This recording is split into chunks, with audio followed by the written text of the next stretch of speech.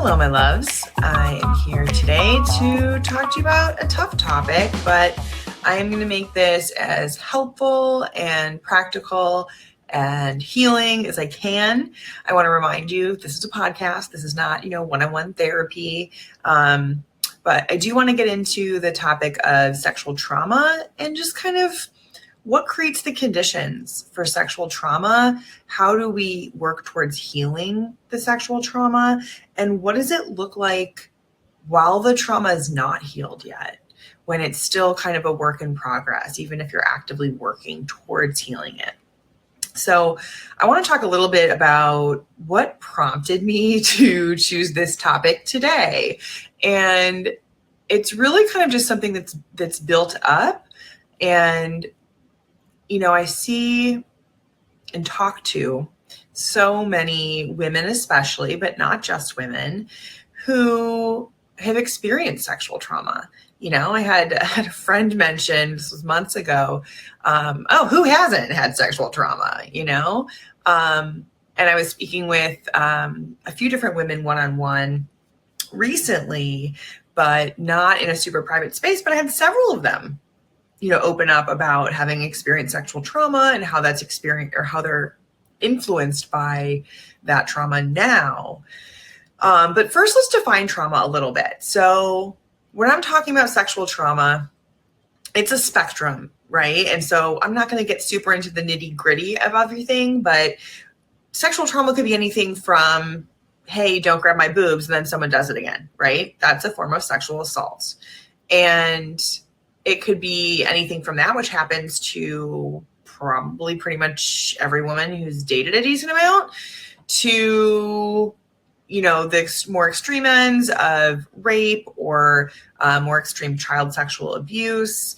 And so it's a spectrum. So I want to be clear that I'm not talking about just the extreme versions of sexual trauma, and I'm not talking about just the more common or less big T trauma. So sometimes in the therapy world, we say big T trauma if it's like life or death, if it was like violent or you didn't know if you would survive, versus little T trauma where it's something that stays with us. And trauma tends to be stored in our body. And that's kind of important to know for this conversation too. So sometimes that little T trauma is still stored in our body and still creates issues for us in the present. And it's still something that our body, our energy, our mind is holding on to in some way that's having an unwanted impact. And so a lot of things can qualify as trauma when you're looking at it that way. And so that's kind of how I'm talking about it today. So we're going to talk about a few different aspects. So we're going to get into, how do we heal sexual trauma together? I don't want to just be talking to people who have experienced sexual trauma. I also want to be talking to their partners. I also want to be talking to people who, hear someone make an inappropriate comment or create any sense of lack of safety around sexuality. So the other night I was doing karaoke with a group of people, and someone made a comment about a blowjob, and I didn't quite hear what he said, but I think he had said something like, it looks like you're giving the mic a blowjob, or it looked like that. And I was just like, what the fuck? Why would you make that comment? Just keep that comment to yourself. And so there's also times that people make that comments like that all the time, where people just cross the line a bit or just say something a little over the edge, And I think sometimes because I'm a sex therapist and people don't always know what that means, that they think they can kind of say things like that. And it's fine, or I don't know, but I know that it reflects their own discomfort, right? I also am not trying to shame people like that. It's that person also needs help, and maybe that person experienced trauma, and this is one of the ways they're acting out, right? So this impacts all of us. And if you're someone who dates, women or anyone who's been experienced by trauma, by sexual trauma, there's a good chance that's impacting your sex life, or that it might at some point in the future. So this is really an episode for everyone. So I'm going to talk a little bit about what are some signs to look for, within yourself or within a partner that somebody maybe did experience some sexual trauma. So one of them could be sort of recoiling from touch. So if you go to touch somebody and they're kind of, pulling back, that could be a sign that, that just is not feeling safe for them for any reason. I also think it's important to keep in mind with all of these signs that I'm talking about that don't assume, but let's have that be like the overarching theme of this episode. Don't assume. So just because someone recoils, it might just be that they're crabby that day. It doesn't mean they definitely experienced trauma, but that's something to just be aware of regardless. It's like, okay, that touch is not feeling safe to somebody. Also ask before touching people. So I'm going to kind of get into some more details about how can we create a safe space so that people are not being triggered or re-traumatized or their boundaries are being disrespected. And yet we can also still all enjoy touch and intimacy and pleasure and connection in a beautiful way. So I think we're capable of so much more than how we're showing up as a society today. And I want to help facilitate as much as I can. How do we get to that place where people are comfortable expressing their sexuality, where people are confident in having conversations around consent, where somebody can appreciate someone's sexuality without objectifying them, where someone can think someone is beautiful, sexy, attractive without, making a comment about them giving a blowjob to a microphone or whatever it is, right? So where we can still see each other as a whole person. Like, yes, sexuality is an important part of who we are, but just because someone's displaying sexuality doesn't mean that they don't love their mom and enjoy volunteering with animals and go to church on Sundays or whatever you do. It's like we're a whole person, and it's really important that we also keep that context in mind. Okay, so we're looking for signs within ourselves and others of, when is something not feeling safe? Maybe someone's feeling triggered. So another one is going to be shutting down. So you've probably heard the idea of like fight or flight, and they keep adding more words to that little phrase. So we're not going to probably cover all of them, but we'll talk a little bit about fight, flight, freeze, and fawn. And knowing that those are ways people deal with trauma, or just deal with, their nervous system thinks they're being attacked by a bear. Their nervous system thinks that they're unsafe. And so these are some things you might see. So fighting is kind of obvious, right? So fighting might be like, hey, get away from me. It's a little bit more confrontational. I remember when somebody stole my backpack in Brazil when I was living there for a couple months, and they just took off running down the beach. My passport was in it. And so I just took off after them. So I have that fight part of me. That's actually not the most common response. I think that flight or freeze are more common, but that's what fight could look like, is like, I'm going after that person. I'm going to get that back. And I luckily did. And a lot of people intervened and helped me. But that was kind of a crazy experience. Flight, it's kind of like, okay, you're being chased by the bear, metaphorically speaking. Your nervous system thinks you're not okay.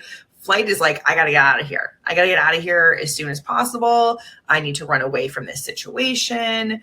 So that could look like someone hits on you at a bar. It feels inappropriate. It feels like they're crossing some boundaries, and you just walk away, right? Or maybe you leave the bar and go home. You're like, I don't even want to be here anymore. I'm just getting out of this situation.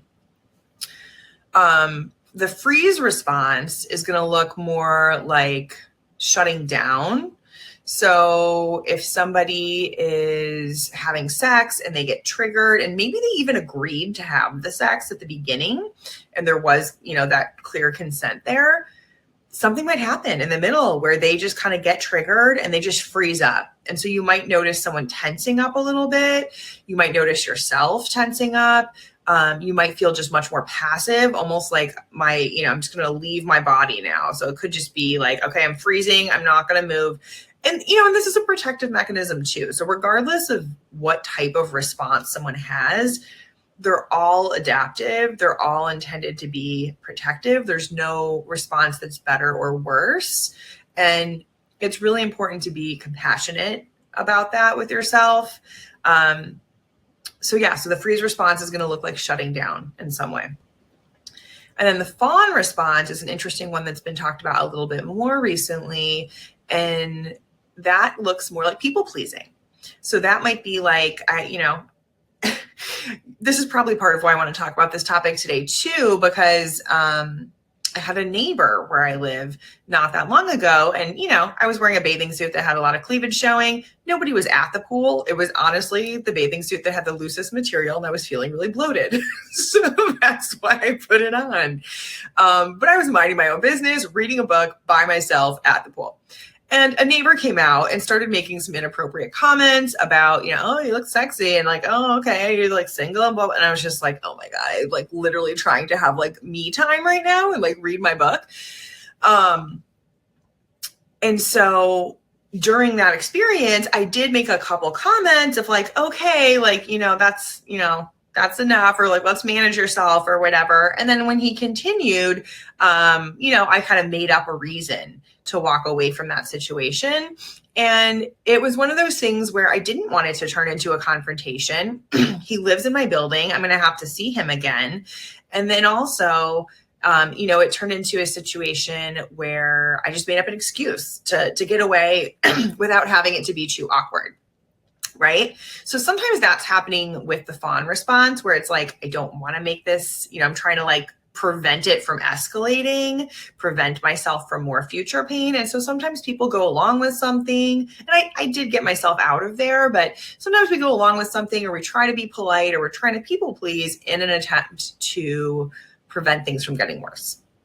Okay, so those are the major stress responses we're going to look for. So again, shutting down, tensing up is one that can happen frequently. So I've talked to a couple people recently with vaginismus, and that basically means like an involuntary kind of contracting and tension of the pelvic floor muscles around the vagina. And so there's muscles down there too, in case you weren't aware. And so understanding that if it's difficult to put a tampon in, if it's difficult to experience penetration, regardless if it's, a finger or a dildo or a penis or a tampon, that could mean that there's vaginismus going on. So there's an actual name for that if that's something you or your partner are experiencing. And that's one where sex therapy can help, and also pelvic floor physical therapy. And so it's a real practice of kind of relaxation, of getting in touch with your own body, of doing the mental work so that your body, your nervous system can really identify what's a real threat and what's actually safe. Right. And so there can kind of be that rewiring. And so that's something that, someone like me, a sex therapist, would help people with. And also pelvic floor physical therapy. They do work with dilators, which are basically dildos. I feel like dilator is just what they call it to make it sound more medical. But where they start with like a smallest one, and then they get a little larger, a little bit larger, a little bit larger, where you can practice kind of relaxing those muscles with insertion and have some control over it. And so if you have a partner, these are things you can also work on together. It's like, how can we practice? How can we do some breathing exercises? How can we incorporate some relaxation prior to our sex together? And so that can be important as well. And I also want to mention these things that I've mentioned about, fight, flight, freeze, fawn, the shutting down, the tensing up, someone, kind of being overly polite or compliant, because I want you to recognize this in your partner. A big part of creating safety, and I want to talk about like, what does it look like to create a safe space, is attunement. And I think that's something that also just leads to great sex in general, to be fully honest. So this is one where like, yes, this is going to be an amazing part of your healing journey, but also it's just going to make you a great lover. So win-win. So attunement means you're in tune with your partner. And it also means you're in tune with yourself. So you can be attuned to anyone who you're choosing to give your focus and attention to. So attunement could look like, ooh, I notice that my partner is moaning louder when I do this to them, when I go down on them, when I kiss their neck, when I, use this certain toy with them. So great. Okay. That's really good to notice.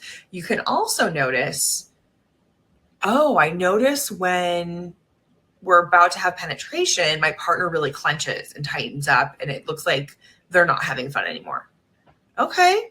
That's important to notice too. That's also attunement. Or I notice that my partner kind of gets this almost kind of like fake people pleasy, overly compliant and polite thing going on that just feels like they're not quite their usual self. Okay, that's also attunement. And so what you can do when you start noticing some of these things is to gently and kindly bring it to your partner's attention. Hey, I kind of noticed this. Or, hey, I'm not feeling like you are like enthusiastically consenting in those moments. It's important to me that you feel not only safe, but like you want to be doing this. And then that can prompt a conversation. So when you're talking about, potentially sexual trauma or just a partner not feeling fully safe or feeling triggered in some way, to really hold space for them. And that's something you can even talk about. I'm big on the meta conversations, but to hold space for them in terms of, hey, you can share as much or as little as you want. And a big part of holding space in my mind is, can you not project your stuff onto them? And that can be pretty hard and a pretty advanced skill. So oftentimes if I want to talk to somebody about money stuff, it's like, okay, well, I don't want to talk to this person because they have their own scarcity stuff that they project on me. Or I don't want to talk to this person because they're a workaholic and obsessed with nothing but money. Or I don't want to talk, so it's the same thing with this. It can be tough for someone to open up about sexual trauma with someone who loves them so much because they think, oh, shit, well, now they're just going to worry about me. Now they're going to feel like I'm a delicate little flower, and we can't we can't just fuck. We can't have rougher sex because they're just seeing me as traumatized. And so what you want to do is, as the partner who's kind of receiving the information, is try not to do that. So again, we're going back to like seeing them as a whole person, right? This is one piece of their story. This is not their whole story. There's many, many parts of who we are, many aspects, right? And you can just be curious and gently curious. So it's not like, I need to get all this information so I can like go kill whoever hurt them. So we don't want to like, that's one way of projecting our shit onto them is like, now it's about me being the hero, or being the protector. Okay. It's not what we're going for usually. I mean, unless they say that's what they want you to do, but I don't recommend violence is the answer. Just want to be clear about that. And you also want to look out for, worry. Worry is a way to project on them. So it's like, what if we just allow them to be? What if we just allow them to share? What if we listen without having an agenda for like where the conversation needs to go? And we kind of take our cues from them as much as possible. Right? And I'm not saying you're not allowed to have those feelings or reactions. It's more like do your own inner work to notice and manage those parts of you, right? So if you have kind of the protective part come up, if you have the worried part come up, those are your parts to take care of, right? And so you can notice them. You can even maybe name it like, okay, my protective part is coming up, but I'm just going to like ask that one to give some space and step aside. This is what we do in internal family systems, by the way. So we want to be as much in our self energy as possible. We want our self energy to be the leader of our system. And the self energy is super spacious, does not have an agenda, is unaffected by trauma, interestingly enough. And that's important for you to know if you experience trauma, whether it's a little trauma or a lot of trauma, that you have self energy. You don't have to go grow it or cultivate it or find it. It's there. You might not feel it right now, but it's there, I promise. And that's unaffected by trauma. And I think personally, that's why we're so resilient as humans, because we do have that essence of who we are that's unaffected by trauma. Okay, so you're listening, you're holding space, you're managing your own part so that you're not projecting your shit onto your partner who's trying to be vulnerable and open up. And you can establish, how can we provide a safe space together? How can we co-create a safe space? How can we make sure there's enthusiastic consent? It's like, okay, do we want to be verbal about like when we're going to have sex? Or do we want to, when we make out or when we're snuggling or, if we're giving each other massages, do we want to kind of have the caveat, please know that doesn't mean this is going to lead towards orgasm. That doesn't mean this is going to lead towards intercourse. This doesn't mean it's going to lead to anything, right? And so that, I think, is also very important to establish safety for a lot of people. Another way that you can kind of work with this trauma that's like in the process of being healed is to give the person who has experienced sexual trauma a bit more control. What would it look like for them to have a bit more control, at least in the meantime, until they feel more safe kind of sharing the control or the decision making? And so it might look like the person who gets triggered or feels unsafe, sometimes maybe they initiate more. It might look like, during penetration, maybe they control the motion and the speed rather than their partner. It might look like avoiding penetration for a while and doing other activities. It might look like avoiding other activities like, fingering or oral sex, because maybe that was part of their sexual trauma, and sticking to penetration. So it's going to look different for everyone. And this is why we don't want to assume. We want to hold that space. We want to really seek to understand our partner, to continue seeing them as a whole person, and to support them in healing from their trauma, whatever that looks like for them. So I hope that makes sense.